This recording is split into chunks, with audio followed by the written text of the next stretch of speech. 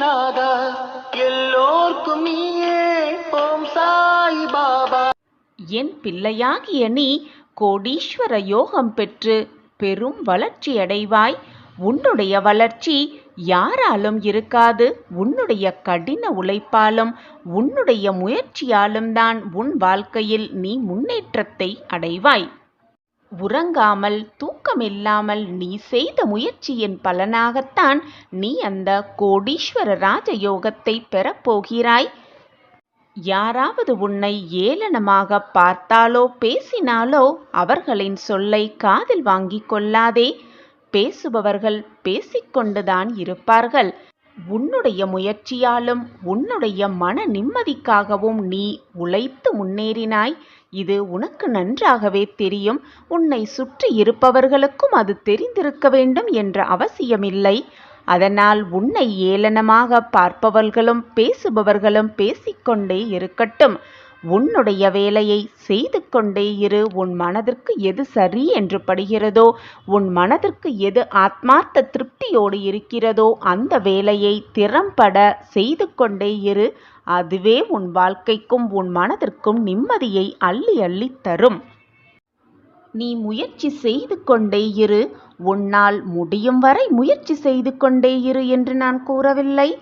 நீ நினைத்ததை நடத்தும் வரை, நீ நினைத்ததை முடிக்கும் வரை முயற்சி செய்து கொண்டே இரு. நிச்சயமாக உன் வாழ்க்கையில் வெற்றி என்னும் இலக்கை மிக சாதாரணமாக நீ எட்டிவிடுவாய். மிக சந்தோஷமாகவே உன் வாழ்க்கையில் கோடீஸ்வர ராஜம் பெற்று மகிழ்ச்சியோடு உன் வாழ்க்கையில் நீ வாழ்வாய். எனக்கு எல்லாமே தெரியும் என்று சொல்பவர்களை விட அனைத்தையும் நான் செய்து முடிப்பேன் என்று நம்பிக்கையோடு போராடுபவர்களே வாழ்க்கையில் வெற்றியை மிக சுலபமாக எட்டலாம். இதைதான் நீ செய்து கொண்டிருக்கிறாய். உன்னுடைய உழைப்பு எப்பொழுதும் வீண் போகாது. நீ எடுக்கும் எந்த ஒரு முயற்சியும் தோற்று போகவே போகாது. உனக்கு துணையாக நான் இருக்கும் பொழுது நீ எடுக்கும் முயற்சி எப்படி தோற்றுப்போக நான் விட்டு விடுவேன்? என் மேல் முழுமையாக நம்பிக்கை வைத்திருக்கும் உனக்கு நானே உன் இல்லத்திற்கு வந்து செல்வ செழிப்பை அள்ளித்தரப்போகிறேன். கோடீஸ்வர ராஜயோகத்தை உனக்காகவே கொடுக்கப் போகிறேன். உன்னிடம் மகிழ்ச்சியான செய்தி சொல்லும் நேரம் வந்துவிட்டது. உன்னை நெருங்கிவிட்டது. உனக்கான அந்த பொக்கிஷமான வாழ்க்கையை உனக்காக உருவாக்கி ஏற்ற இரக்கங்கள் நிறைந்த அனைத்தையும் உன்னிடம் இருந்து நீக்கி என் கண் பார்வையிலேயே உன்னை வெற்றியின் வழிக்கு வெற்றியின் படிகட்டில் ஏற வைக்கப் போகிறேன். இப்பொழுது அந்த இடத்தில்தான் நீ நின்று கொண்டிருக்கிறாய். வெற்றிக்கான அனைத்து ஏற்பாடுகளும் தயாராகிவிட்டன. உன் வாழ்க்கையில் சகல சௌபாக்கியத்தோடு என்னுடைய பரிபூரண ஆசிர்வாதத்தை பெற்று சுகமாகவும் வளமாகவும் வாழத்தான் போகிறாய். என்னுடைய பிள்ளைக்கான இடம் எதுவென்று நானே நிர்ணயம் செய்து அதற்கான வழியை நானே தருவேன். நீ சந்தோஷமாக முகமலரும் அந்த நிகழ்வை பார்த்து உன் சாய் ஆனந்தமடைவேன். உன்னுடைய அந்த ஆனந்த கண்ணீரை துடைக்கவும் உன் சாயி தேவா நானே வருவேன். உன் வாழ்க்கை மிக அழகாகவே மாறும். நீயே பார், தெய்வத்தை வணங்கிய பின்பு இறைவனிடம் அனைத்தையும் கூறிய பின்பு உன் வாழ்க்கையில் ஏற்றங்கள் நிகழாமல் இருந்து விடுமா? நல்ல மாற்றங்களும் உனக்கான அத்தனை யோகங்களும் உன்னை தேடி வரும். சர்வ நிச்சயமாக நான் அதை உன்னிடம் கொண்டு வந்து சேர்ப்பேன். நான் இருக்கும் பொழுது நீ எந்த கவலையும் பட வேண்டிய அவசியமே இல்லை. நான் தான் உன்னோடு இருக்கிறேனே. ஓம் சாயிரம், ஓம் சாயிரம். சாயிராம் சாயிராம். பொதுவாகவே கடவுளை அக்கடவுளுக்குரிய திதி மற்றும் நட்சத்திரங்களில் வழிபாடு செய்ய வேண்டும் அப்படின்னு முன்னோர்கள் சொல்லுவாங்க. இது கடவுள் வழிபாட்டில், இறைவனின் வழிபாட்டில் ரொம்பவே முக்கியமாக கவனிக்க வேண்டிய ஒரு அம்சமாகவே பார்க்கப்படுது. அவ்வாறு வழிபாடு செய்யும் பொழுது அதற்கான பலன் மிக சிறப்பானதாக நமக்கு கிடைக்கும் என்பதில் எந்த ஒரு சந்தேகமுமே கிடையாது.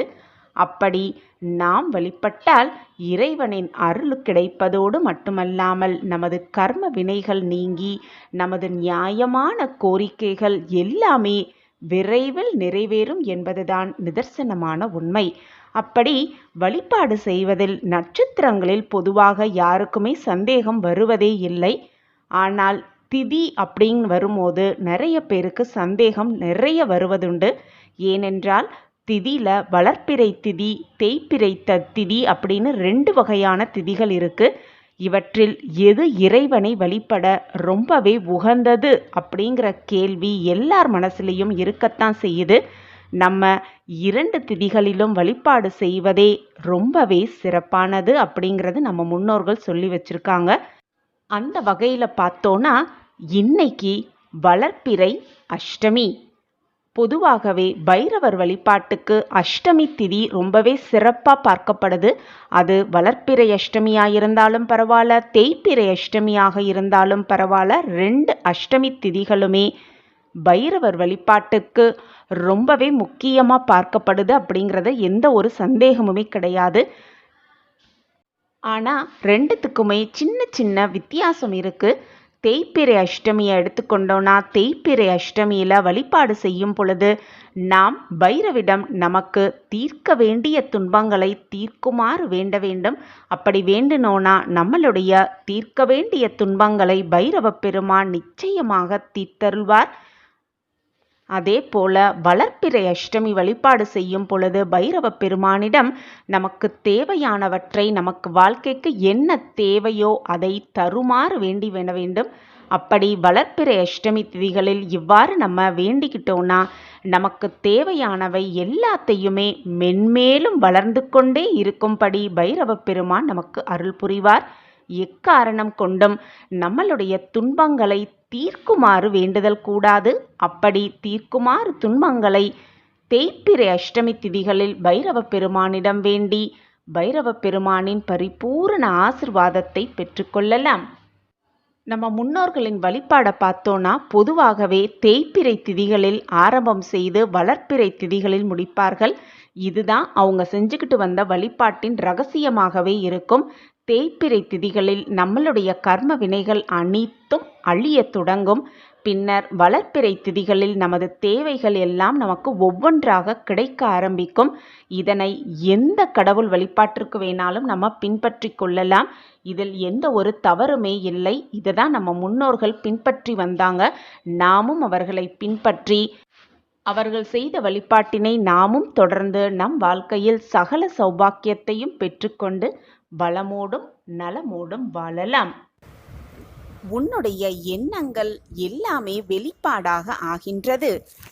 நீ இப்பொழுது இருக்கும் நிலைக்கு உன் எண்ணங்கள் தான் காரணம் என் பிள்ளையே. நீ ஆள் மனதில் எப்பொழுதும் எதையாவது சிந்தித்துக் கொண்டே இருக்கிறாய். ஆனால் நீ எனக்கு வேண்டும் என்பதை விட எனக்கு என்ன வேண்டாம் என்பதை பற்றிதான் அதிகமாக சிந்திக்கிறாய். ஆனால் இந்த பிரபஞ்சம் நாம் என்ன எண்ணுகிறோமோ அதை நம்மிடம் தவறாமல் கொண்டு வந்து சேர்க்கிறது என்பதை நினைவில் வைத்துக்கொண்டு அதன்படி உன்னுடைய எண்ணங்களை வளர்த்துக்கொள். ஓரிரு நாட்கள் உன் எண்ணங்களை கவனிக்க முயற்சி செய்.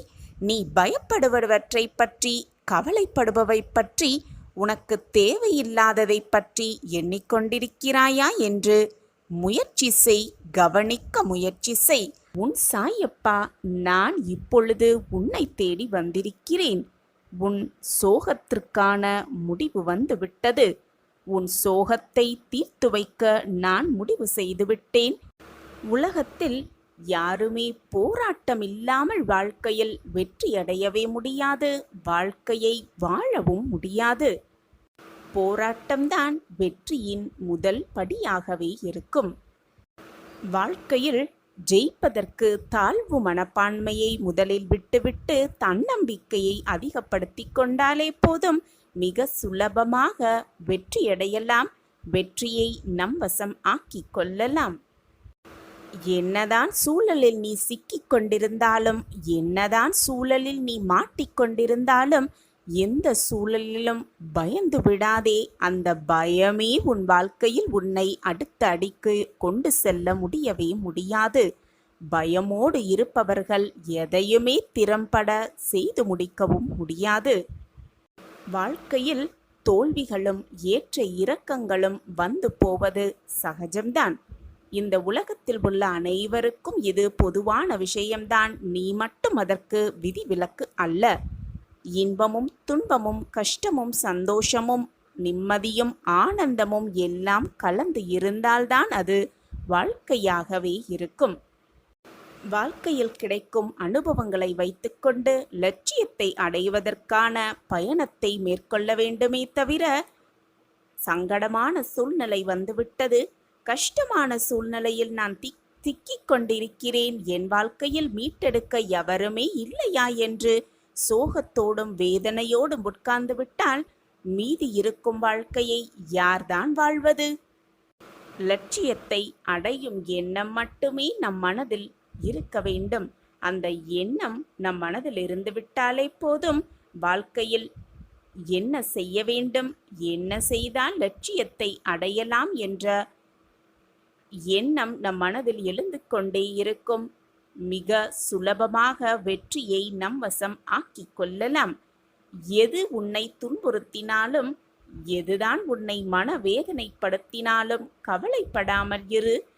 எது வந்தாலும் எதிர்த்து நின்று போராடு. எதுவும் என்னை மீறி நடக்காது என்பதை தீர்க்கமாக நம்பு. நடப்பது எல்லாம் நன்மைக்கே என்பதை தீர்க்கமாக முடிவு செய்து கொள். எப்போது எனது துயரங்கள் தீரப்போகிறது, இன்னும் எத்தனை காலம் காத்திருக்க வேண்டும் என்று உன் மனம் வாடுகிறது இல்லையா? இதோ இங்கே இருக்கிறேன், இதோ உன் அருகில் இருக்கிறேன்.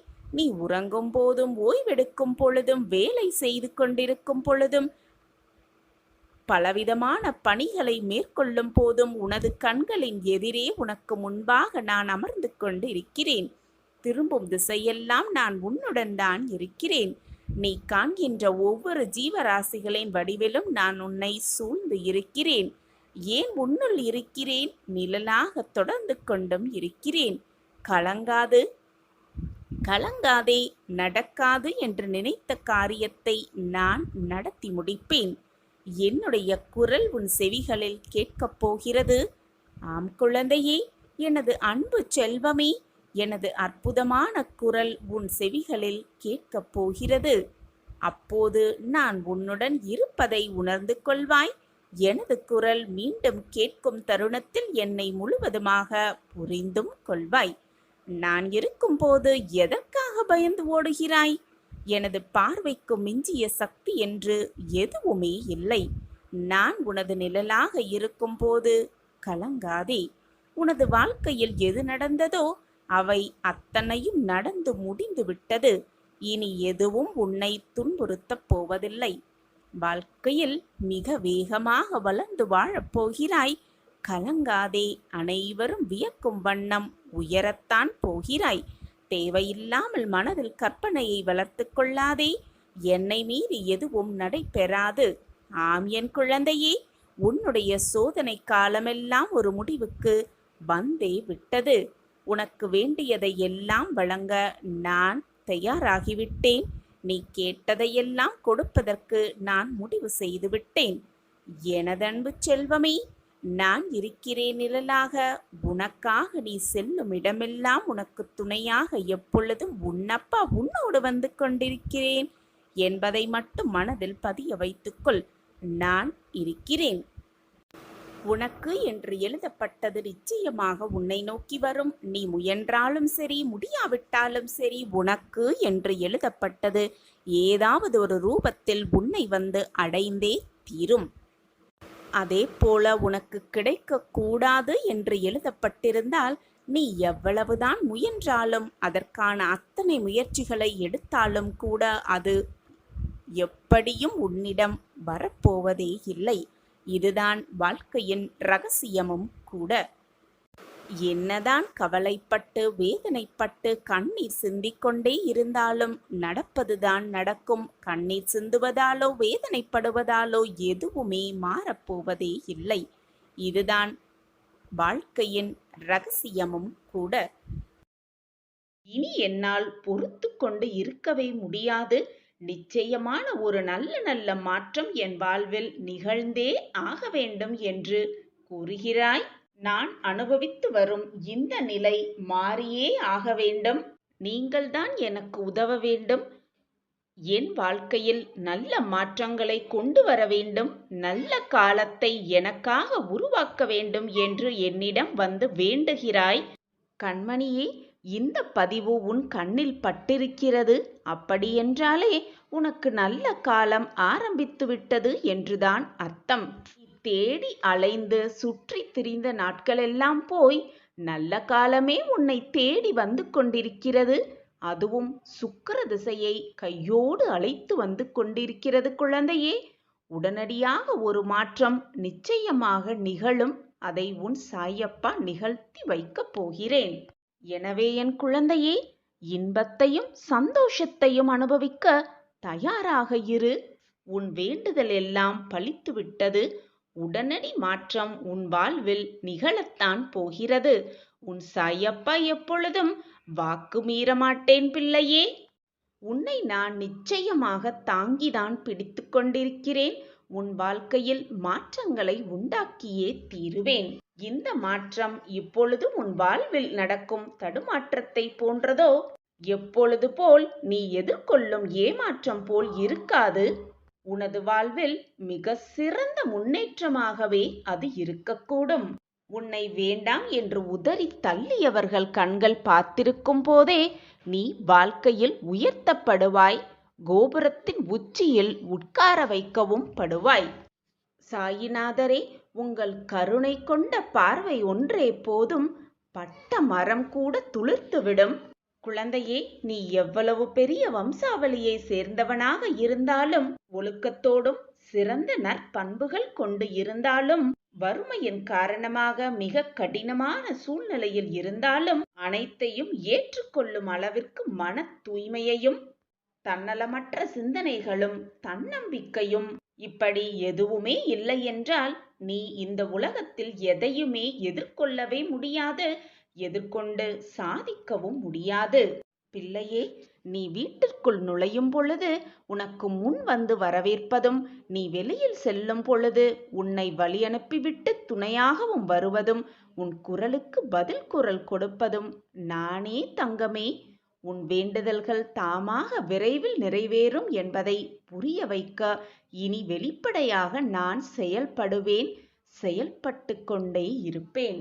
உன் வாழ்க்கையில் மிக மிக முக்கியமான ஒன்று சகிப்புத்தன்மைதான். அந்த சகிப்புத்தன்மை மட்டும் உன் வாழ்வில் இல்லாவிடில் உன்னுடைய வாழ்க்கையே பறிபோகிவிடும். நான் பக்கபலமாக உனக்கு இருந்தாலும் நானே அனைத்திற்கும் சர்வாதிகாரியாக இருக்கிறேன்.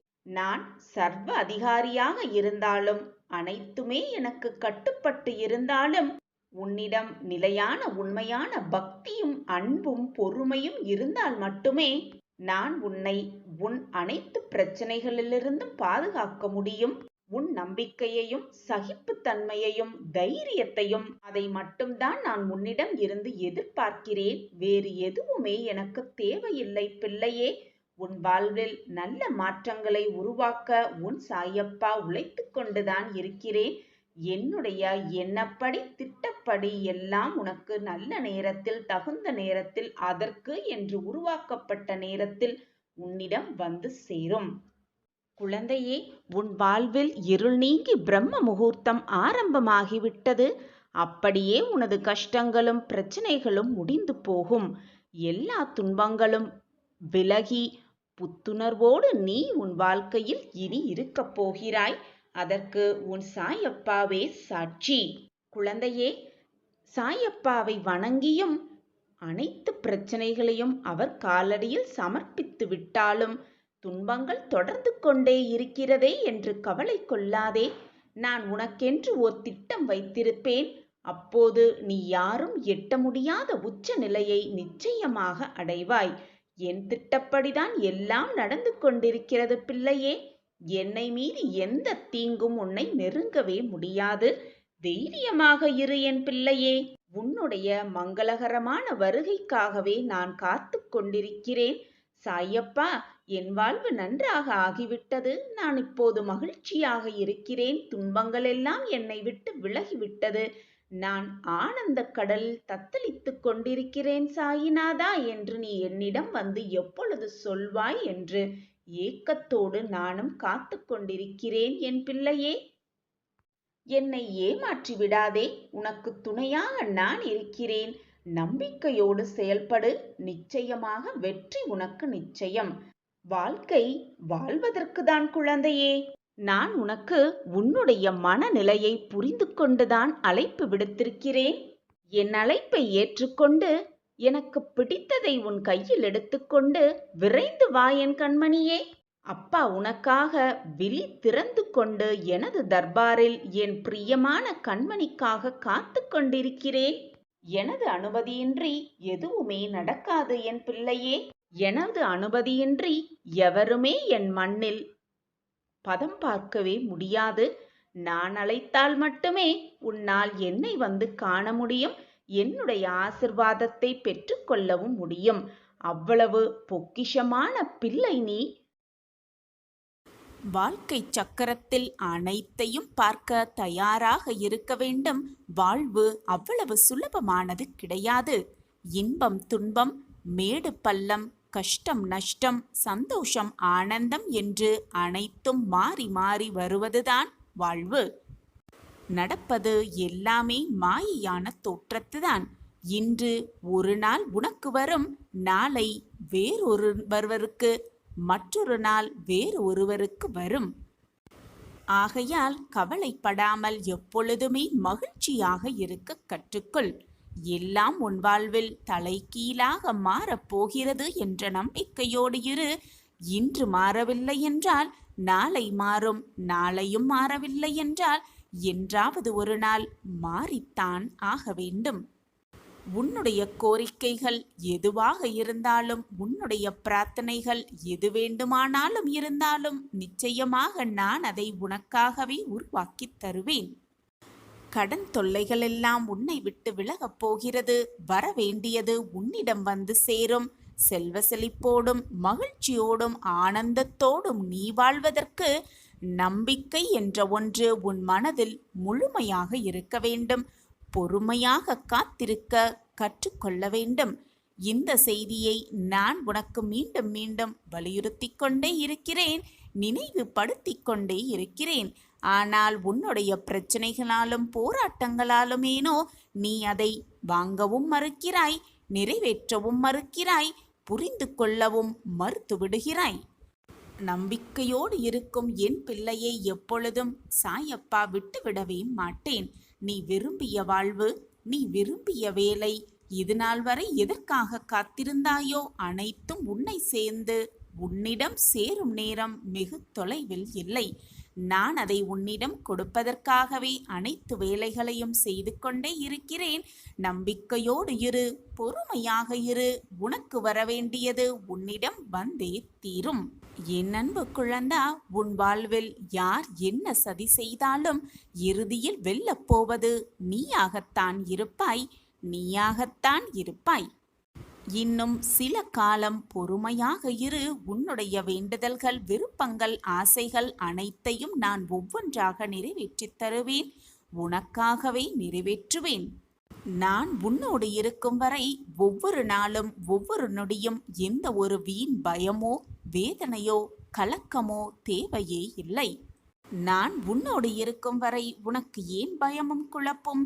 நான் உன்னோடு இருக்கும் பொழுது சரியான நேரத்தில், உனக்கு தகுந்த நேரத்தில் அனைத்தும் உனக்கு கைகூடும் என்ற நம்பிக்கை என்ன மட்டுமே போதும். அனைத்தையுமே உன் வாழ்வில் நான் மாற்றி காட்டுகிறேன். இனி உன் வாழ்வில் இனி வரப்போகும் ஒவ்வொரு நாளிலும் நீ கொடிகட்டி பறக்கப் போகிறாய். நானே கஷ்டப்படுகிறேன், மற்றவர்களுக்கு நான் எதற்காக தர வேண்டும், எதற்காக கொடுக்க வேண்டும், எப்படி தர முடியும்? இப்படி மற்றவர்களுக்கு செய்யும் உதவிகளை தவிர்த்துவிட்டு பேசுவதை முதலில் இன்றோடு நிறுத்திவிடு.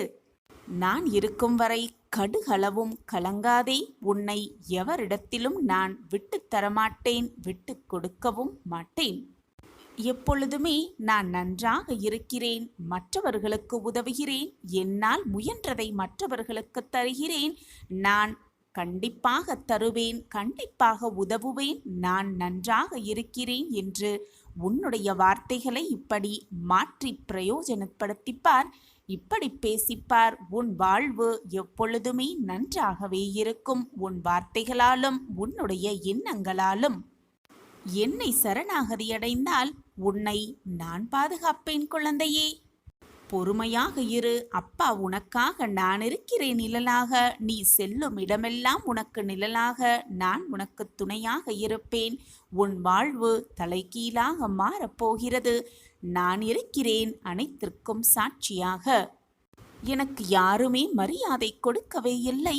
என் வார்த்தைகளுக்கு முக்கியத்துவமே இல்லாமல் இருக்கிறதே என்று வருந்தாதே. காலம் அதற்கான பதிலை நிச்சயமாக ஒரு நாள் கொடுத்தே தீரும். பொறுமையாக இரு. உன் பொறுமைக்கான காத்திருப்புக்கு நல்ல பலன் உனக்காகவே கிடைக்கும்படி நான் வழிவகை செய்வேன். நல்ல விஷயங்களையும் நீ எதற்காக வருத்தப்படுகிறாயோ அதற்கான தீர்வையும் உன் மனதிற்கு பிடித்தமான ஆலோசனைகளையும் நான் எப்பொழுதும் உனக்கு அறிவுறுத்தி கொண்டுதான் இருக்கிறேன். ஆனால் நீதான் அதை உணர மறுக்கிறாய். இன்றோடு உன்னுடைய துன்பங்கள் அனைத்தும் நீங்கப் போகிறது. நாளை முதல் மிக பிரகாசமான வாழ்வை எதிர்கொள்ளப் போகிறாய். என் அன்பு பிள்ளையே, உன்னை விட்டு போனவர்களை நினைத்து நினைத்து வருத்தப்படாதே. அப்படி நீ வருத்தப்பட்டால் நீ மிகப்பெரிய முட்டாளாகவே ஆகிவிடுவாய். நீ ஒரு புத்திசாலியாக அறிவாளியாக உன்னை ஆக்க வேண்டுமென்றால், உன்னை காட்டிக்கொள்ள வேண்டுமென்றால், உன்னை விட்டு போனவர்கள் வருத்தப்படும் அளவிற்கு வாழ்க்கையில் வாழ்ந்து காட்டு, வாழ்ந்து பார். அப்பொழுது நீ மிகப்பெரிய அறிவாளிதான்.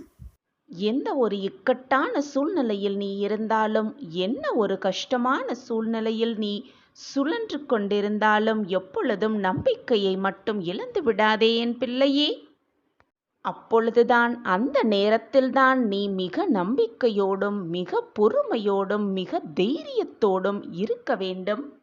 உன்னை சுற்றி நடக்கும் அத்தனை விஷயங்களையும் கவனிப்போடும் நம்பிக்கையோடும் தைரியத்தோடும் என்ன நடக்கிறது, நம் வாழ்வை சுற்றி ஏது நடக்கிறது என்பதை கவனமாக கவனித்து கொண்டே இரு.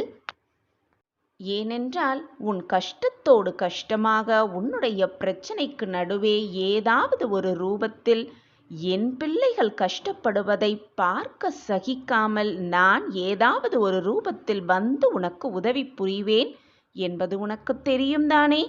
எனவே சோதனைகள் வந்துவிட்டது, பிரச்சனைகள் என்னை சூழ்ந்து கொண்டிருக்கிறது என்று அப்படியே உட்கார்ந்து விடாமல், கண்களை மூடி உட்கார்ந்து விடாமல் அதை கவனமாக நோக்கு. ஏதாவது ஒரு ரூபத்தில் வந்து உனக்கு நல்ல பதிலை, உன் பிரச்சனைகளுக்கான தீர்வை உன் சாயி தேவா நான் தருவேன் சர்வ நிச்சயமாக. எப்பொழுதுமே ஏதாவது ஒரு பிரச்சனை வந்தால் ஏன் போட்டு உன் மனதை சுழன்று கொண்டும் போராடி கொண்டும் இருக்கிறாய்? உன் பிரச்சனையை தீர்க்க எப்பொழுதுமே என் காலடிகள் தயாராக இருக்கிறது. ஓடோடி வந்து உன் பிரச்சனையை நான் சரி செய்வேன் ஏதாவது ஒரு ரூபத்தில். பல முறை உன் பிரச்சனைக்கான தீர்வையும் உன் பிரச்சனைக்கான ஆலோசனையும் நான் உனக்கு வழங்க கொண்டு வந்து கொண்டுதான் இருக்கிறேன். ஆனால் நீதான் அதை ஏற்க மறுக்கிறாய். கஷ்டத்தோடும் வேதனையோடும் மனதை போட்டு நீயே வருத்தி கொண்டு நான் உன்னை நெருங்குவதை கூட உன்னால் கவனிக்க முடியாமல் போராட்ட சிக்கலில் மாட்டி இருப்பதாக நினைத்து கொண்டு நீயே தவறாக சிந்தனையை ஓட்டிக்கொண்டு உன் வாழ்க்கையில் பிரச்சனைக்கு மேல் பிரச்சனையை நீயே உருவாக்கி கொண்டிருக்கிறாய். அதனால் உன்னை தேடி உன் வீட்டிற்கே இதோ வந்திருக்கிறேன் உன் சாயிபாபா. நீ நம்பவே முடியாத பல ஆச்சரியங்களை நான் உனக்கு நிகழ்த்தப் போகிறேன். நானே உன் இல்லத்திற்கு வந்து உனக்கு தேவையான அத்தனையும் மற்றவர்களின் துணையில்லாமல் நான் உனக்கு கொடுக்கப் போகிறேன். நான் இருக்கிறேன், எதற்குமே பயப்படாதே. சாயப்பா இருக்க உனக்கு ஏன் மனக்கவலை?